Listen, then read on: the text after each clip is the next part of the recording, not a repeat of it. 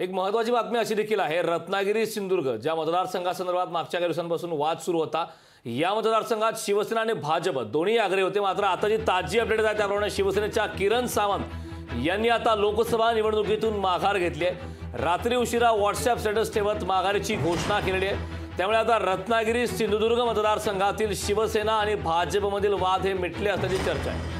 नरेंद्र मोदी पुन्हा पंतप्रधान होण्याकरता आणि अबकी बार 400 पार होण्याकरता रत्नागिरी सिंधुदुर्ग लोकसभा मतदारसंघातून माघार घेत असल्याची ही पोस्ट आहे। त्यामुळे रत्नागिरी सिंधुदुर्ग या मतदारसंघात आता चित्र स्पष्ट झालं, ही जागा भाजपला जाणार।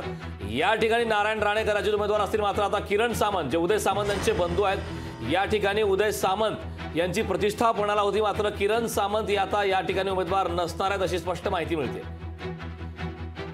या संदर्भात ताजी अपडेट देण्यासाठी आपले प्रतिनिधी स्वप्नील जाधव आपल्यासोबत जोडलेले आहेत।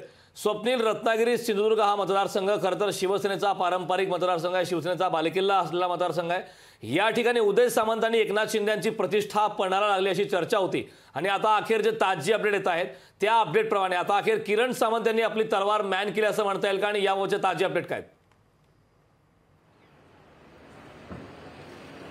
कारण नक्कीच किरण सामंत यांनी कुठेतरी आपली तलवार मॅन केली अशा प्रकारचं एकंदरीत चित्र या ठिकाणी पाहायला मिळतंय। कारण काल मध्यरात्रीपर्यंत रत्नागिरी सिंधुदुर्गच्या जागेवरून वाद पाहायला मिळत होता, मात्र काल केंद्रीय मंत्री नारायण राणे यांनी पत्रकार परिषद घेऊन प्रचाराला सुरुवात करणार असल्याची माहिती दिली होती आणि यानंतर आजपासून केंद्रीय मंत्री नारायण राणे हे रत्नागिरी सिंधुदुर्गमध्ये प्रचाराला सुरुवात करतात। बावनकुळे जे त्या ठिकाणी जाणार आहेत। मात्र एकूणच मुख्यमंत्री एकनाथ शिंदे यांनी कुठेतरी मनधरणी करण्यामध्ये यशस्वी वाटचाल केलेली या ठिकाणी पाहायला मिळते। कारण रत्नागिरी सिंधुदुर्ग ही विद्यमान खासदार शिवसेनाचे त्या ठिकाणी आहे, त्यामुळे ही जागा आहे ती शिवसेनेची आहे, ती मुख्यमंत्री एकनाथ शिंदे यांनी सोडलेली आहे। मात्र रत्नागिरी सिंधुदुर्गच्या जागेच्या बदल्यात मुख्यमंत्री एकनाथ शिंदे यांना ठाणा ही जागा मिळते का की इतर कोणता मतदारसंघ हा दिला जातोय हे पाहणं महत्त्वाचं ठरणार। मात्र किरण सामंत हे त्या ठिकाणी आग्रही होते, गेल्या अनेक दिवसांपासून त्यांची बॅनरबाजी त्या मतदारसंघामध्ये सुरू होती, मात्र अचानक त्यांनी युटर्न घेतलेला आहे। मोदींना पुन्हा पंतप्रधान करण्यासाठी आणि अबकी बार 400 पार हा आकडा पूर्ण करण्यासाठी कुठेतरी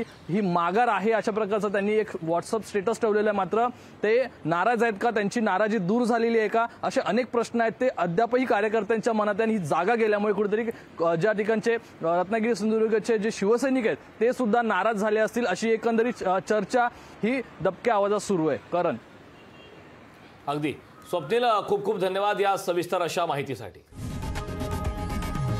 लोकशाही मराठी ऐका, पहा, जागरूक रहा।